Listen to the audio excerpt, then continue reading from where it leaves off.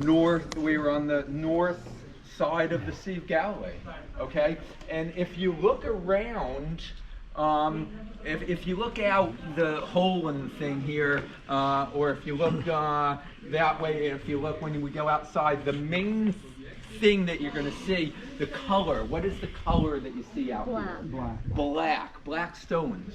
What are black stones when you're up in this part of the country? What do black stones tell you? Lava. Basalt. Volcanic. But what kind of stone? Basalt. Basalt. The whole area is volcanic basalt, right? But this building that we're in, what color is it? White. What kind of rock is it? Limestone. Jerusalem stone. Where did, not Jerusalem stone, the Jerusalem is another limestone, but it's a different limestone. Okay, but we don't have any, I mean, there is no limestone here in Capernaum. Okay, so that's the first thing that we notice. Where did this stone come from? Okay, question, we're just going to put it on the shelf for a second. Number one, okay?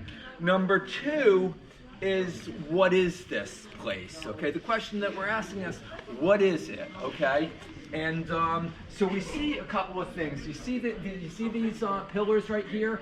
See the shape of this pillar and that one over there. These are very unique pillars. That there are two pillars together. If you look at them when you get up afterwards, you can walk around. This is a heart-shaped pillar.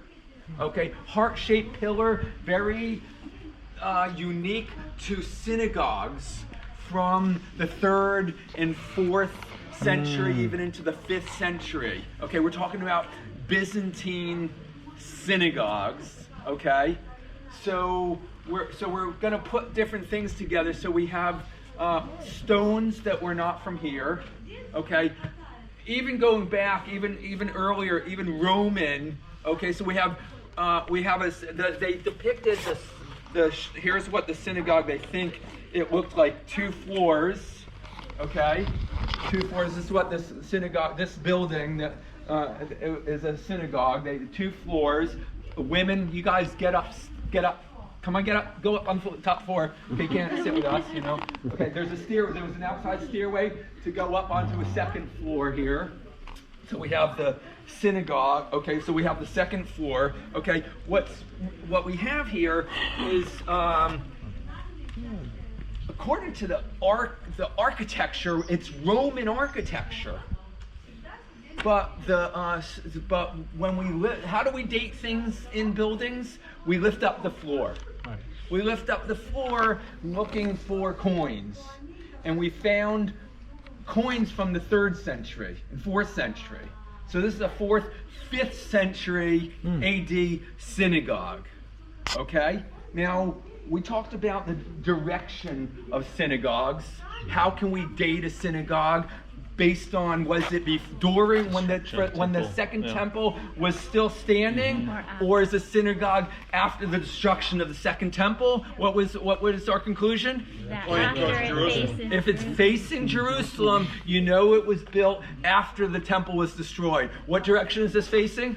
Jerusalem. Facing Jerusalem. So you come in, you got the 3 entrances. You come in. Okay, you come in and turn around to pray. So they would have the scrolls on the side here, and so you're praying in that direction. Okay, we're gonna be putting together a few things. There's another building over there. After we walk out of here, we're gonna walk over there, and you'll understand why we're doing it in this order afterwards. And there's a connection between where we are here and where we're gonna be over there. Okay, so they lift up the floor. They find coins. So we know this is built in the Byzantine times, okay, with Roman architecture. Why Roman architecture? Why Roman architecture? Why, Roman, if it's built in the Byzantine time, okay?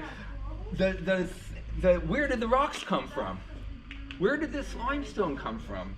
The speculation is that we have found a Roman city, Tiberias. What is Tiberias? Caesar Tiberius. Okay, so Tiberias is a Roman city built in 18th century AD, 18th century, 18 AD, 18, the year 18 AD. Okay, Caesar Tiberius. And we found a Roman city there with a Roman theater. but the theater's been destroyed. They think that this is spoiler. They took the theater in there and rebuilt the synagogue here in the Byzantine times. Crazy. Taught in Capernaum. Okay, that's what we know. Jesus taught in Capernaum. Okay, and so here's the question. Okay, this is a Byzantine synagogue, and this is always the issue with the archaeology. Beautiful Byzantine synagogue. Do we tear up the floor and to look for the first century synagogue, or do we say, "Oh, this is nice. We'll keep it like this"? And it depends on who you're asking. We want to find the synagogue that Jesus taught in, but are we going to ruin this incredible synagogue to maybe find? Okay, but if you stand outside, when we come outside, you're going to look down and you're going to see that this is on basalt foundations. Okay, so if you ask the archaeologists that are, believe in the Bible, we are quite sure that this synagogue is sitting on the foundations of the synagogue that Jesus taught in. Okay? Now, over in that corner, after I finish, you can go over in that corner, and they did dig up that corner, and they did find the floor of a first century building. We can't say for sure if that building was a synagogue, but here's a synagogue built on top of the floor of a first century building. Oftentimes they built a synagogue on top of the ruins and foundations of a previous synagogue. So everything points to the fact that you are sitting right now exactly where Jesus taught. This is it. You're sitting in the synagogue of Capernaum. I'm going to open up my Bible to John chapter 6. We know that in John chapter 6 that he just multiplied the loaves and the fishes. Okay, I'm starting in verse 28. John chapter 6, verse 28. Then they said to him, "What shall we do that we may work the works of God?" Jesus answered and said to them, "This is the work of God, that you believe in him in whom he sent." Therefore they said to him, "What sign will you perform then, that we may see it and believe you? What work will you do? Our fathers ate the manna in the desert. As it is written, he gave them bread from heaven to eat." And Yeshua said to them, "Most assuredly I say to you," now when I say and Yeshua said to him, you're hearing Jesus. People say to me, how many times have you guys as pastors here, "I wish I could hear God speak to me." God, I wish I could hear God speak to me. You know what, folks? Every time you open up the Bible and you read, you're hearing God speak to you. And so right now, like I told you before, you are hearing the words of Jesus.